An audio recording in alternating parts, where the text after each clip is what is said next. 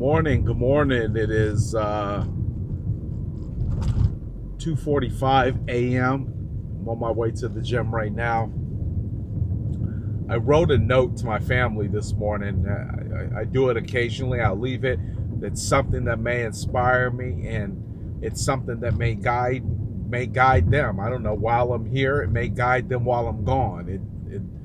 It may help in a time when they need it most. They may look at the note and completely not understand what the hell I was trying to say or what I meant by it.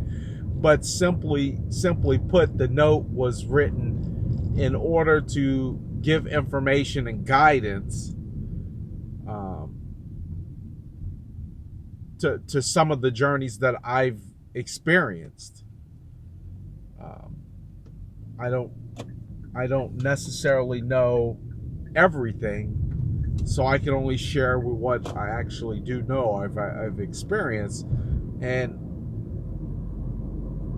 venturing out on this journey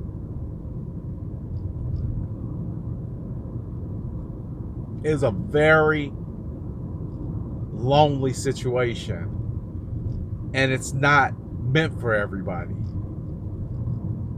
It's not easy. They did a study about people and the need for human contact, and that how solitary confinement has been known to kill individuals. Being isolated away from other human beings has created significant detrimental, even psychopathic type of beings in people. And I mean, whether that's true or not, I've spent a large majority of my life isolated. Whether it was isolated by choice or whether it was isolated by incarceration, which again was by choice.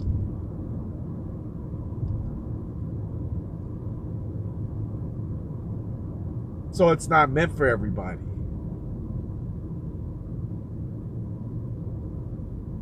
But consider something. Consider that your isolation was intended so that nobody else had to endure it.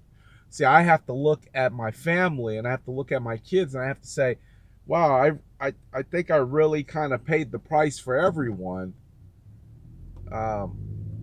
because I come from a standpoint of I've already done it. I've already visited that route. I've already seen the results. I've already walked through that situation.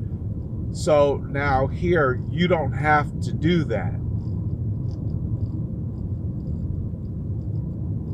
And it's funny how if you look at things in that light, you no longer start seeing yourself as a victim. Like, victim is the last thing that you want to be. Like anything you've went through, if you've been raped, because you got to remember something, nobody wants to hear from somebody they can't relate to.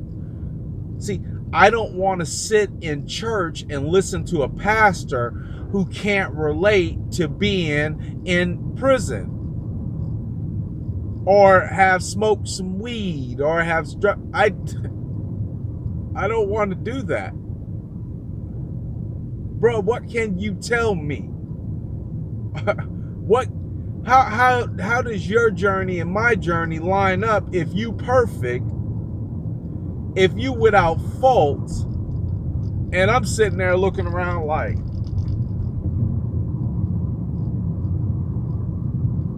dude, I done did everything you've just named off. I can't.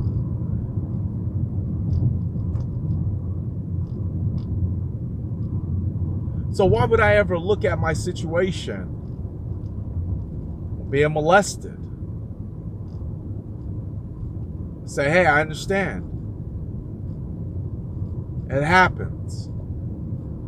But if you start looking at yourself not so much as a victim, but as somebody who was a testament, see, that's what it is. See, that's what it is. It's a testament to the fact that even though this happened to you, It didn't happen to you. It happened for you so that you can be an example to others who may be going through it on exactly how you can overcome it. See, because I didn't picture my life like this. I didn't picture my life like this. Hell, if you had asked me when I was 13, 14, all the way up to 20, I probably, or 20 something, I probably would have told you, man, I don't know. I don't know. I don't know how this is going to play out. But I couldn't have imagined it like this. Right? I couldn't have imagined this. I couldn't imagine being a father.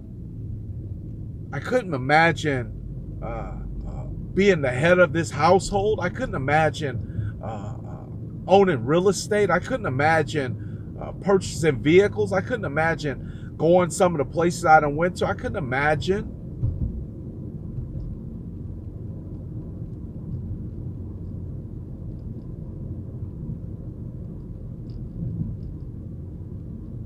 I couldn't, but I also couldn't become that victim.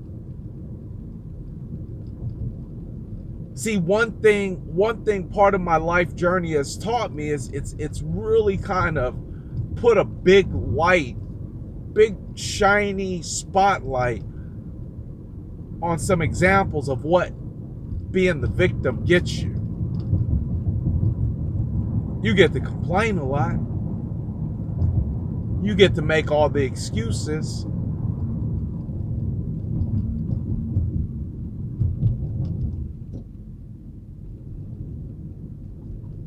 But I've never once seen the victim get to be the victorious one.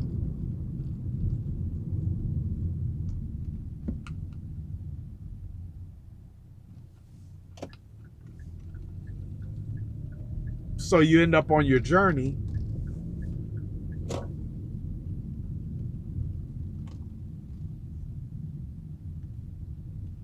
and you go through some things. And you have an option. You got an option. Whether you know it or not, whether you're aware of it or not, whether you care or not, you have an option. And the fact that it happened to you and you survived should give you even more reason to say,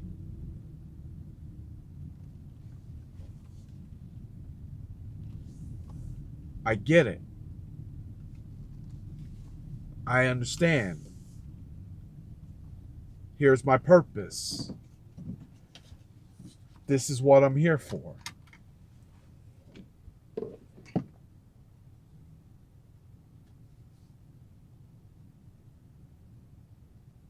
But you have to take that responsibility. You have to take ownership of it.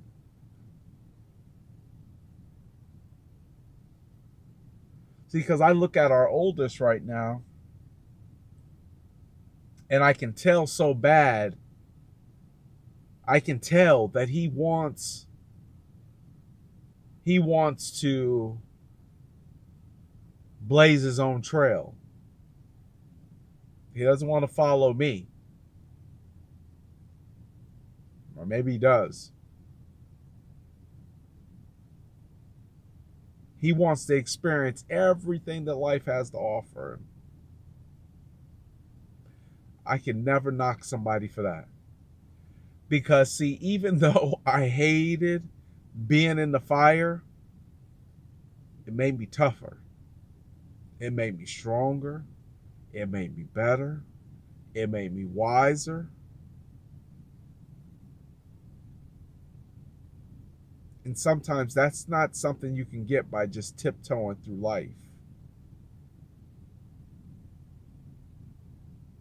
If you don't take ownership of it, it will pretty much take ownership of you. and it will turn you into a victim.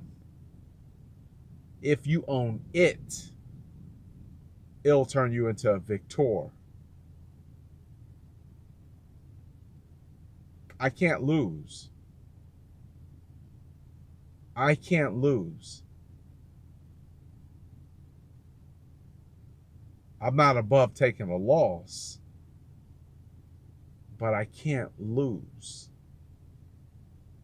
There's a big difference.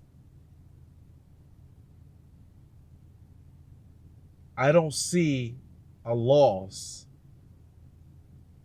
as some type of shot at my record.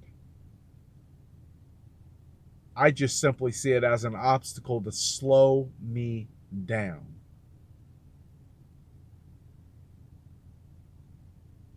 If you got to slow me down, then that means I'm moving fast.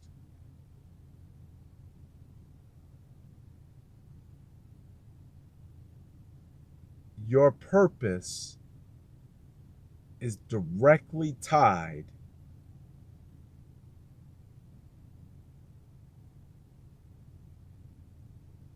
to your life's experiences. Period.